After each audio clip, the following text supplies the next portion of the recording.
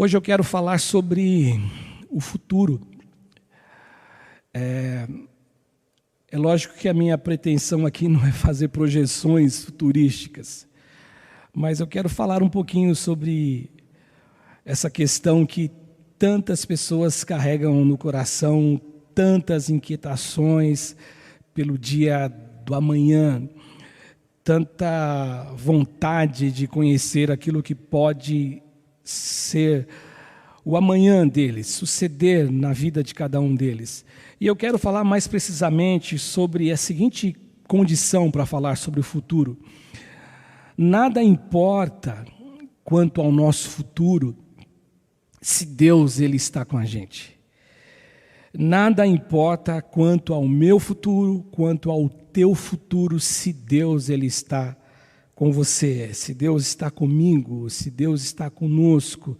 Se existe essa presença de Deus, a gente não tem que se importar com o futuro. Agora, veja bem o que eu estou afirmando aqui hoje. Eu estava pensando, quando o Espírito Santo de Deus me incomodou a falar sobre esse tema, que essa frase, nada importa quanto ao futuro, desde que Deus esteja com a gente, comigo, essa frase ela pode ter várias portas de interpretações. Essa frase ela acaba, de uma maneira até natural, abrindo dentro de cada um, de cada pessoa, de cada ser humano, a possibilidade de escolher uma porta de interpretação. E eu quero falar de 3 portas neste início da minha fala aqui, sendo que a primeira porta que pode existir como interpretação é a porta que essa frase pode parecer um convite. Essa porta ela pode parecer um convite a um viver irresponsável, a um viver sem muita responsabilidade. Porque entrar por essa porta, entrar por esse caminho de compreensão, a gente olhando por esse caminho, ela pode servir como um consolo, como uma frase absolutamente consoladora. Essa frase ela pode carregar esse sentimento dentro de alguém, quando ele pensa, nada me importa quanto ao futuro, desde que Deus esteja comigo. Essa porta de interpretação, ela nos faz lembrar de pessoas que não carregam dentro delas nenhuma simpatia com aqueles que fazem projeções, com aqueles que vivem de uma maneira sempre pensando a vida, projetando a sua existência, desenhando a sua vida. Essa frase aqui, por essa porta de interpretação, ela pode fazer com que você também pense e a gente comece a matutar, a pensar, a imaginar alguém que acaba sendo convidado a viver de uma maneira desleixada, sem nenhuma disciplina, sem nenhum engajamento para aquilo que ele está projetando em sua existência. Essa frase, então, faz com que aquele que optou, e a gente conhece pessoas, você sabe de histórias, de pessoas que sempre viveram de modo irresponsável, e talvez ele, olhando para essa frase, ele possa achar que isto é de fato viver, isso é de fato viver e se entregar nas mãos de Deus. Agora, a segunda porta de interpretação dessa frase, essa porta de interpretação, ou essa interpretação, ela pode nos levar a pensar em alguém que carrega dentro dele soberba, alguém que é soberbo, alguém que se insuflou de jactância, de poder. E aí por que aí você vai perguntar, mas por que na verdade essa frase ela tem a ver com essa questão de soberba? Por que soberba? Porque a frase diz exatamente isso, né? Nada importa quanto ao futuro se Deus está comigo. Então essa frase para alguns, essa porta de interpretação que alguns acabam encontrando, eles pensam assim, poxa, é muita soberba achar que Deus está com a gente. Imagina o Deus criador dos céus e da terra, o Deus criador de todo o cosmo, o Deus que criou, que através da palavra dele, da ordem dele, que é o único verbo que existe, que ele só tem conexão com o Deus. Ele fala, o verbo bará do início do livro de Gênesis, e Deus criou, e Deus disse, haja luz e houve luz, e haja separação da terra dos mares, e haja divisão entre as águas de cima do firmamento. Ou seja, então isso parece, para alguém que ouve essa frase, traz esse sentimento de soberba para quem está fazendo essa afirmação. Imagina. Agora, para quem entra por essa porta de compreensão, o que fica nítido para mim, é que esta pessoa ela demonstra uma falta de conhecimento de quem é Deus, uma falta de conhecimento de quem é o Senhor para nós, uma falta de conhecimento da importância que Deus nos dá. Como eu preguei aqui recentemente sobre o Deus que quer falar, sobre o Deus que se importa, e domingo agora eu falei sobre o Deus que se comove. Essa pessoa não se acha digna, ou na verdade ela não acha ninguém digna de pensar isso e de traçar o futuro dela nessa forma. E uma terceira porta, um terceiro caminho, uma terceira interpretação, é que, na verdade, ela pode representar uma coisa, ela pode trazer a seguinte representação. Ela pode simbolizar e representar que eu e você, nós não poderemos e nunca saberemos absolutamente nada acerca do nosso futuro. É uma terceira, eu disse que eu falaria de 3 portas, e essa é a última porta. Por quê? Mesmo com planejamentos, mesmo com esforço, mesmo com a disciplina, mesmo com a entrega, mesmo com tudo que você faz, você é um cara que realmente não é ninguém irresponsável, mas pelo contrário, você é alguém que sonha, mas projeta. Você não é alguém que deixa as coisas a Deus dará, não. Você é alguém comprometido, alguém disciplinado. Mas mesmo diante disto, diante dessa situação, e diante desse cenário, e diante dessa porta de interpretação, o que nós precisamos saber? Que ainda assim eu dependo de Deus, ainda assim nós dependemos do Senhor, ainda assim nós precisamos de Deus para que Deus ele possa de verdade fazer parte do nosso presente e que Deus possa fazer parte do nosso futuro.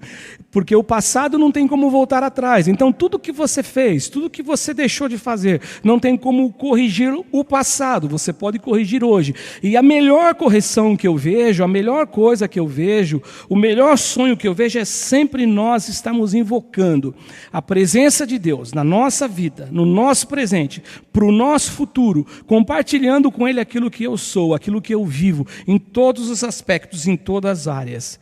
Eu prefiro entrar por essa porta. Eu não me sinto à vontade de entrar pela primeira porta, que exista da parte de alguém que diz assim, nada importa quanto ao futuro, desde que Deus esteja comigo. Eu não gosto de entrar por essa porta de irresponsabilidade. Eu também não gosto de entrar por essa porta onde existe a soberba, não. Eu entro por essa porta onde existe fé, onde existe realmente a consideração na alma e no ser, o reconhecimento de que nós precisamos de Deus. E aí eu lembro então do texto do Jó. E lá no versículo 42, aliás, no versículo 1 do capítulo 42, o Jó então, ele responde ao Senhor, depois de todas as indagações de Deus para Jó, aí ele responde dizendo o seguinte, e a Bíblia fala assim, então respondeu Jó ao Senhor. E olha o que Jó respondeu para o Senhor, bem sei que tudo você pode, tudo podes. Olha como o Jó, ele preferiu entrar nessa porta de interpretação, da qual eu escolho entrar também, sobre o fato de não saber nada quanto ao futuro, mas só saber de uma coisa, que Deus está comigo. Ele fala assim, eu sei que tudo tu podes. E aí ele fala que nenhum dos teus planos pode ser frustrado.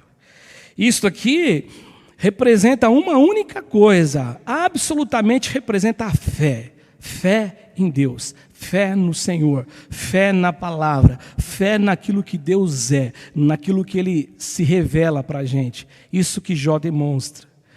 E o futuro deve apontar pelo menos para 3 coisas também. Eu entendo que o futuro ele deve apontar, em primeiro lugar, o nosso futuro, o teu futuro. Ele deve apontar, ele tem que ter um norte, ele tem que ter uma imagem, ele tem que ter um caminho, ele tem que ter algo para você perseguir. O nosso futuro ele deve apontar para a nossa dependência de Deus. É a primeira coisa que eu tenho que saber, o nosso futuro tem que apontar para a dependência de Deus. No domingo agora, eu estava falando que eu não aceitava, não entendia, essa é a palavra mais correta, o fato das pessoas, por conta da pandemia, se perderem na relação com Deus e que eles acabam tendo como uma base firme para se relacionar com Deus, uma igreja, um endereço, porque eu preciso entender uma coisa, aonde eu estiver, Deus está comigo, e se eu tenho essa consciência, ainda que a gente toma um susto como nós tomamos, e ainda que a gente esteja vivendo uma situação de muita dificuldade por conta da pandemia, por conta do isolamento social e por conta do impedimento de nós podermos congregar, só que eu quero dizer uma coisa aqui, domingo eu não citei isso, é lógico que quando eu fiz essa menção no domingo, eu fiz menção sobre não entender esse processo para aquelas pessoas que vivem bem, aquelas pessoas que vivem bem longe de Deus, eles estão bem, eles simplesmente abortaram Deus da vida deles, eles abortaram, eles não querem ter Deus, porque o Deus que eles serviam era o Deus da igreja, era o Deus do culto, a leitura da Bíblia era a leitura do culto, a oração era a oração do culto. Quando acabou o culto por conta dessa pandemia e por conta dessa realidade que não é de forma alguma uma situação que só a nossa igreja vive, não, todas as igrejas, o mundo está vivendo, então ele ficou perdido. E perdido ele ficou, tão perdido que ele achou melhor ficar do jeito que ele está. Agora, é lógico que tem pessoas que estão sofrendo. É lógico que tem pessoas que estão padecendo. É lógico que tem pessoas que estão desorientadas. É lógico que essa solidão tem batido na porta de muita gente. É lógico que tudo isso está acontecendo. Então não é só sobre essas pessoas que o meu pensamento fica sem compreensão. Agora, o que eu entendo? É um pulo, é um gesto, é um se agarrar pela fé em Deus. E aqui nesse caso, tanto o presente, eu estou falando de futuro, mas em todas as etapas da nossa vida, o que nós temos que pensar, o que nós temos que compreender, o que nós temos que entender, que o apontar, o foco, o olhar, tem que ser exatamente para Deus. A minha dependência tem que ser em Deus. E aí, tem um texto no livro de Jeremias, que o profeta Jeremias, ele fala assim, é o texto que está aparecendo para você aí, ele fala assim, eu sei. Eu acho muito legal essa afirmação dele, eu sei. E o que ele vai dizer, o que ele sabe, e ele vai dizer o seguinte, eu sei que não cabe ao homem determinar o seu caminho, e nem aquele que caminha dirigir os seus passos. Em outras palavras, eu gosto da Nova Versão Internacional, que diz assim, não está na mão do homem o seu futuro. Ou seja, eu sei, ó Senhor, que não cabe ao homem determinar o seu caminho. Numa tradução mais próxima da nossa atualidade, vamos dizer assim, o que Deus está dizendo aqui é que não existe capacidade do ser humano, não está nas mãos do ser humano saber o futuro. Não existe essa capacidade. Agora, essa afirmação que o profeta Jeremias ele faz, esta fala do profeta Jeremias, inspirada por Deus, essa fala para aquele homem que acha que tem o poder, para aquele homem que acha que ele tem condições de saber o futuro ou de dirigir a sua vida, isso aqui para esse homem, essa revelação, os remete ao homem, ou os homens, no caso, no plural, a um desespero, uma situação desesperadora. Por que eu estou dizendo isso, essa situação desesperadora? Pelo seguinte fato, porque esse homem ele tem necessidade, ele precisa ter o comando de tudo, ele precisa sentir que tudo está nas mãos dele, e quando ele ele ouve isso de Deus, ele se depara com esse pensamento, essa verdade de Deus, dizendo que o homem ele não tem condições de saber o seu futuro, e nem o seu caminhar, nem o seu presente, nem o seu dia a dia está nas mãos dele. Pelo contrário, está tudo dependendo de Deus. Nós dependemos de Deus para viver. Esse homem, ele toma um susto. A sua natureza humana toma um senhor susto, porque ele quer controlar tudo. Agora, olha que interessante, meus irmãos. Por um outro lado, essa mesma informação para o homem que confia no Senhor, para o homem que, como Jeremias escreve no outro texto, lá no capítulo 17, que enganoso é o coração do homem, corrupto, ele engana, ele traz engodo, ele não traz segurança, e ele sabia disso tudo. Para esse homem que confia em Deus, essa revelação, ela serve de alento. Essa revelação, ela serve de alegria. Essa revelação, ela nos traz e traz a esse homem gozo, traz confiança, porque na verdade o amanhã, o futuro, o dia depois, né, o que vai acontecer depois, o dia de amanhã, ele está nas mãos de um Deus que sabe todas as coisas.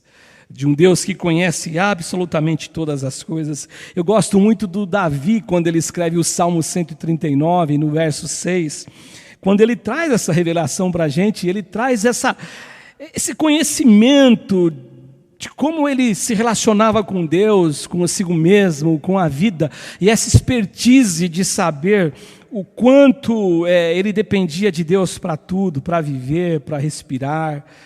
É engraçado que não é nem a palavra certa, engraçado, mas a pandemia, ela trouxe algumas revelações para nós. Dentre as revelações, eu acho que a principal, pelo menos numa grande maioria de pessoas com quem eu converso, é essa revelação, é esse auto-revelar de que nós não somos absolutamente nada. Mas aí, quando você está assistindo a televisão, você vê alguém dizendo para outra pessoa, você sabe com quem você está falando? Eu sou fulano de tal, eu tenho um cargo, e aquela famosa carteirada, e aquele olhar de soberba, e aquela postura de soberba. Então, para alguns, isso não serviu absolutamente de nada. Eu, quando estudava esse texto aqui, eu me lembrei da história de Jonas, né? Jonas, ele carregava no coração um sentimento tão ruim, porque ele foi convocado por Deus para pregar a Nínive. E Nínive tinha uma história de muita crueldade, né? A história de Nínive, os historiadores falam que os ninivitas, quando eles derrotavam um exército inimigo, eles tiravam as peles das pessoas e deixavam eles expostos ao sol para morrerem queimando naquele sol que queimava de forma intensa. Os ninivitas, eles matavam crianças, eles queimavam crianças vivas. Na verdade, eles tocavam fogo neles vivos. Ou seja, eles tinham um histórico absolutamente horroroso, terrível. Mas quando Deus deu a ordem a Jonas para pregar, Jonas não queria, porque Jonas não aceitava que aquele povo que realmente era tão mau, eles pudessem e tivessem de Deus a oportunidade de reconciliamento. O que aconteceu? Ele foi pregar. A história você sabe, tentou fugir, mas foi pregar. E se eu não estiver equivocado no número, dizem assim que foram 22 mil ninivitas que se converteram, numa pregação única. Que coisa, né? A gente prega um ano inteiro para converter 50, 60, ele numa pregação converteu 22 mil. E aí ele ficou indignado com isto, por conta da conversão. Agora, dizem os historiadores também que a população de Nínive era uma população enorme para a época, era 1 milhão de pessoas, em torno disso. 22 mil se converteram. Ou seja, então o que eu vejo é que mesmo num processo de dor, num processo de limitação, num processo de encurtamento, num processo de isolamento, num processo de diminuição da vida, nem todo mundo faz uma reflexão para o lado bom. Nem todo mundo consegue refletir do modo que o salmista vai refletir. E olha o que ele diz. Ele diz então sobre essa dependência. A dependência de Deus.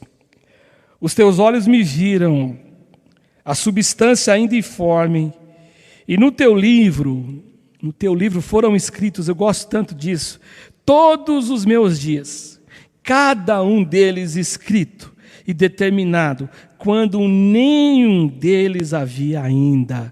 Ou seja, o salmista está dizendo assim, Deus conhece toda a história da vida humana.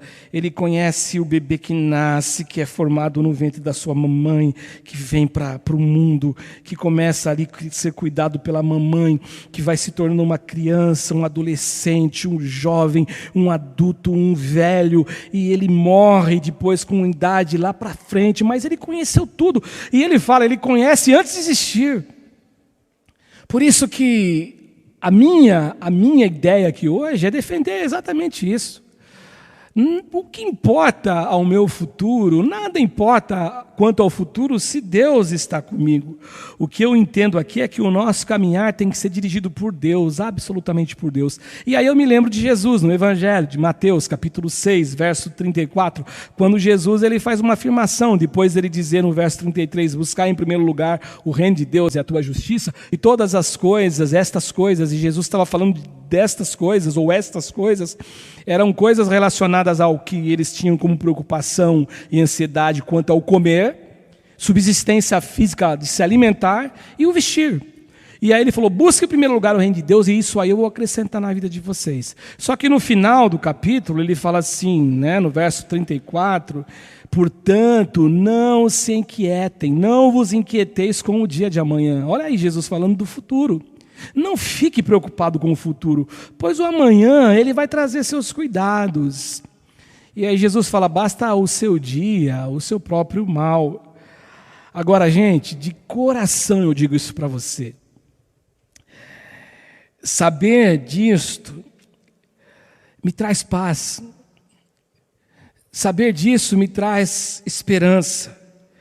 Saber disto me traz alegria, porque aí eu passo a entender que toda a disciplina humana, toda a disciplina de um homem que teve um encontro com Deus, uma mulher, alguém que teve esse encontro verdadeiro com Deus, toda essa disciplina estão guardados, estão preservados em Deus. Uma segunda lição que o nosso futuro, o futuro na verdade deve apontar, o futuro, ele deve apontar para produções de certezas na alma que é Deus quem cuida dele. Produções de certezas na alma que é Deus quem cuida dele.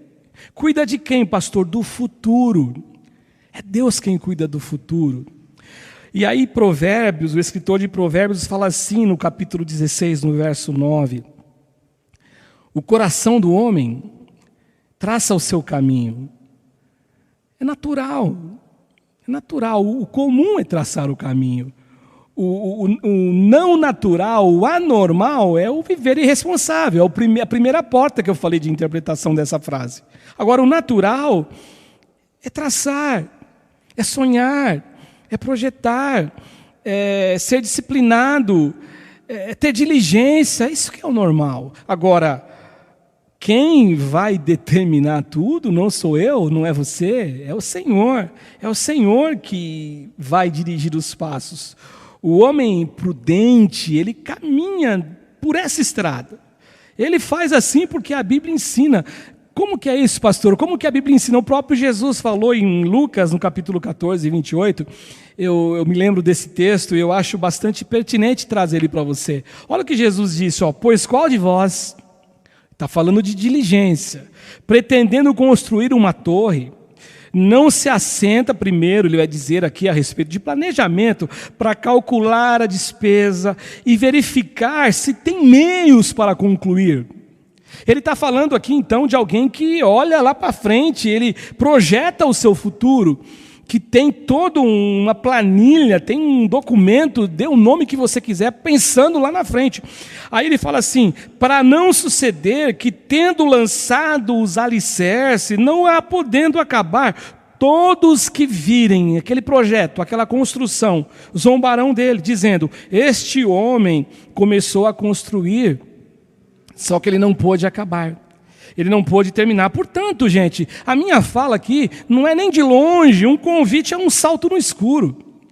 A minha fala aqui não é nem de longe um convite a uma abnegação das minhas obrigações como ser humano, como um pai de família. A minha fala aqui não é nem de longe um convite para que a gente, na verdade, possa alijar-se da disciplina, dos projetos, do cuidado, nem de longe. O convite aqui é um só. A minha proposta aqui hoje é uma única proposta. É que ainda que você faça os planos, e eu oriento você que o faça, ainda que você planeje tudo, eu quero que você tenha no coração a única certeza, que Deus é o responsável por toda a subsistência humana. Outra coisa aqui, só que não deve existir no coração das pessoas também um certo sentimento de que essa projeção, esse cuidado, esse planejar, ele seja uma indicação ou um convite para que a gente possa ter o controle da vida além de Deus, fora de Deus. Tiago, capítulo 4, verso 13 até o verso 15... ele fala assim: atendei agora, vós que dizeis. Olha o que ele está dizendo.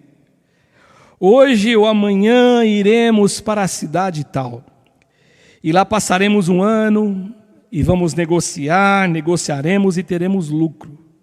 E aí Tiago fala, o irmão de Jesus: vocês não sabem nem o que vai acontecer amanhã. Então Tiago está falando com gente soberba. Gente que não é soberba pela segunda porta que eu descrevi no começo, dizendo que tem Deus. Não, é soberbo que vive porque vive alienado de Deus. Ele fala: vocês não sabem o que vai acontecer amanhã, e aí ele dá a definição de quem somos nós. Que é a vossa vida? Ele pergunta. Sois apenas como a neblina, que aparece por um instante e logo ela se dissipa. Em vez disso, eu aconselho vocês mudarem o discurso.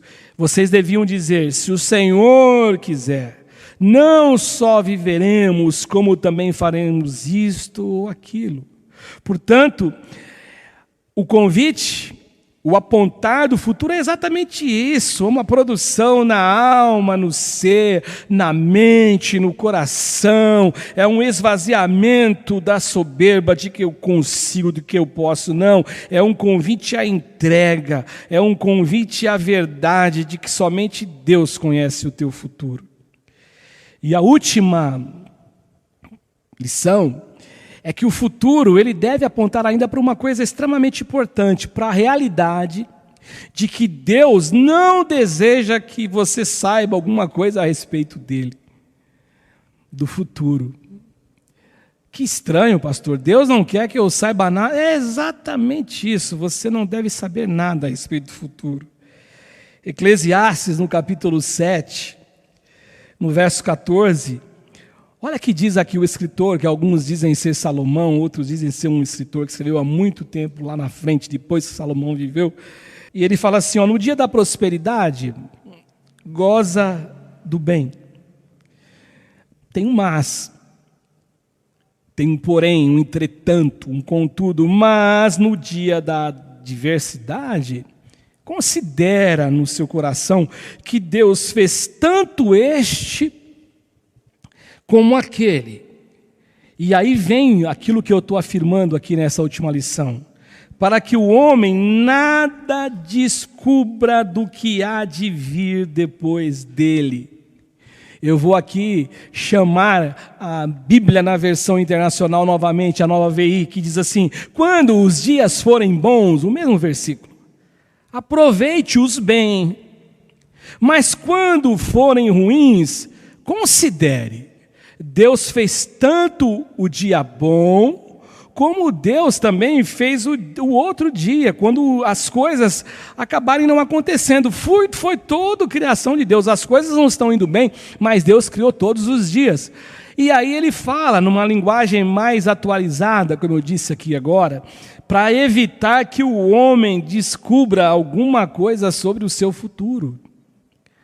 Olha que interessante, Deus ele não quer que você conheça o futuro. Saber do futuro não é bom, não. Ah, pastor, se eu soubesse o futuro, eu ia jogar na telecena, sei lá o que é o jogo aí que dá mais dinheiro, eu ia ganhar muita grana. É verdade, se você soubesse o futuro, mas você não sabe quais implicações você teria por saber o futuro. Se você fosse um conhecedor do futuro, saber o dia da nossa morte, será que seria bom para nós sabermos que no dia tal, no ano tal, no horário tal, no mês tal, eu vou morrer, você vai morrer? Imagina, tem gente que nem gosta de falar sobre morte, tem gente que nem admite na mente, na alma, no ser, ouvir essa palavra morte. Eu até entendo a razão disso, porque a Bíblia fala que o último inimigo a ser vencido é a morte. A morte pode causar pavor, principalmente pavor para quem não conhece o Evangelho, quem não conhece Jesus, quem não crê que a vida aqui ela é extremamente, absolutamente passageira, que nós somos visitantes desse planeta e que nós temos da parte de Deus algo muito melhor. Agora, o que eu entendo?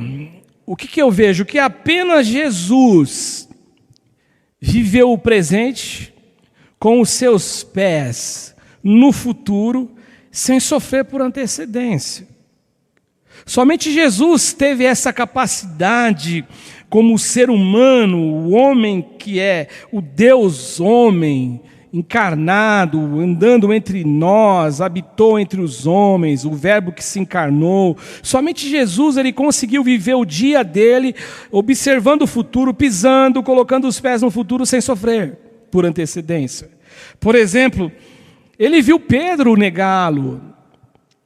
Ele viu Judas traindo, mas ele os tratou com todo amor, com toda a intensidade de carinho, porque mesmo pisando no futuro, isso não impactou ele aqui no presente. Talvez você, talvez eu, ou com certeza você, com certeza eu, se a gente soubesse que alguém nos trairia, e nem a pessoa, eu sempre digo isso, saberia que nos trairia, porque ele não sabe, mas eu sei no futuro, você trataria ele com indiferença, eu trataria ele com indiferença. Talvez aqui, eu vou colocar um talvez, eu gosto de pensar assim, eu não estou dizendo que a minha interpretação é correta quanto a esse ponto, que talvez a única forma que quando ele pisa no futuro, o único momento que ele pisa no futuro, que ele teme um pouquinho, é quando ele está no Getsemane. Quando ele está orando, quando ele está chegando no seu momento final, quando ele sabe que ele vai ter que morrer na cruz sozinho, sem Deus, quando ele sabe que ele vai ter todo aquele sofrimento, prego nas mãos, prego nos pés, coroa de espinhos cravada na fronte, e todo aquele processo de angústia, se não fosse só dor física, mas todo o universo, toda a população do mundo que viveu no passado, que vivia na época dele, que viveria depois, que pecaria, que daria para si a angústia do peso do pecado, tudo ia cair sobre ele na cruz do Calvário. Aquela angústia do inferno se apoderou dele, e ele clama ao nome do Senhor. É lá que ele fala assim: Pai, por que me desamparaste? Porque ele morre como um homem, porque ali o pecado do mundo inteiro foi apontado, canalizado em Jesus, e ali então ele morre como um homem sozinho na cruz. Talvez ali seja o único momento que ele pisa no futuro e ele sinta um medo. Mas aí eu lembro novamente o que ele disse: não se inquiete com o dia de amanhã. Por que a gente se inquieta tanto com o dia da manhã? Pastor, você já se inquietou pelo dia de amanhã? Poxa vida, quantas vezes? Então essa pregação que você está fazendo, ela não é uma verdade? Não, ela é uma verdade. Ela serve para mim também. Lembra que eu falei domingo? Eu sou homem como você. Só que a gente vai aprendendo, com o passar do tempo nós vamos aprendendo. E nós só podemos aprender quando nós deixamos Deus nos ensinar. Se eu me fecho para Deus, se eu me tranco para Deus, se eu me tranco para o aprendizado, se eu chego numa convicção de que eu sei tudo, eu não aprendo mais, eu fico para trás. Agora a gente vai aprendendo, ele fala, não se inquiete com o dia de amanhã. Por isso que a minha certeza, meus irmãos, é que nada importa quanto ao futuro, se Deus está comigo. Nada importa quanto ao futuro, se Deus está com a gente. Se Deus ele veio, se Deus ele na verdade ele está comigo, compartilhando um viver comigo, nada disso importa, nada disso importa. O futuro, ele é um mero detalhe, porque o que vale é se Deus está comigo. E para concluir a minha fala aqui, eu tenho mais 2 textos que o Espírito, quando eu pensava em pregar aqui hoje, ele falou no meu coração. É o livro do profeta Jeremias também, o texto do profeta Jeremias, no capítulo 31, no verso 17, quando o profeta diz assim: há esperança para o teu futuro, diz o Senhor, porque teus filhos voltarão para os teus territórios. Há esperança, promessa, futuro, há esperança. E tanto que ele fala no texto, há esperança para o teu futuro. Agora, quem está determinando, quem está dizendo, quem está afirmando, quem está verbalizando a questão do futuro é Deus. Porque a gente ouve desde criança, mesmo quando eu nem sonhava ser cristão, evangélico, eu ouço desde criança as pessoas fazendo a seguinte afirmação: o futuro a Deus pertence. É uma verdade isto. Só a Deus pertence o futuro, só a Ele pertence essa questão de conhecimento, de uma claridade e transparência do que vai acontecer lá na frente. Só desta forma. E Ele fala: a esperança, porque vocês voltarão para os teus territórios. O texto está falando aqui com alguém que estava cativo, num cativeiro, alguém que estava sentindo saudades da sua terra, que era tomado muitas vezes por sentimentos saudosos, de lembrar como era em Sião, os cânticos de Sião. Lembra do Salmo 126? Levei a semente chorando, agora eu volto feliz. A gente ficava com o coração amargurado quando os nossos que tiveram, os nossos que nos aprisionaram, os nossos inimigos, eles pediam para a gente cantar: cante as canções de Sião, para que nós possamos nos alegrar. Nós gostamos de ouvi-los cantar as canções de Sião. E o salmista no Salmo 26 fala assim: olha, isso trazia uma angústia, mas ele fala no final do Salmo 126, levei a semente chorando, agora eu volto, eu trago os meus molhos, eu trago a minha experiência de vida com felicidade, porque Deus tem um futuro. E aí o último texto, Salmo 102, verso 18 e verso 20, quando o salmista fala assim: ficará isso registrado para a geração futura, falando de futuro, é Deus que sabe futuro, e um povo que há de ser criado louvará o Senhor, e que o Senhor do alto do seu santuário, desde os céus, baixou vistas à terra, para ouvir o gemido dos cativos e libertar os condenados à morte. Portanto, gente, se o nosso futuro ele tem a presença de Deus, ele será bênção, ele será glorioso, ele será maravilhoso, ele será um futuro onde, de fato, eu e você poderemos descansar. Amém, gente?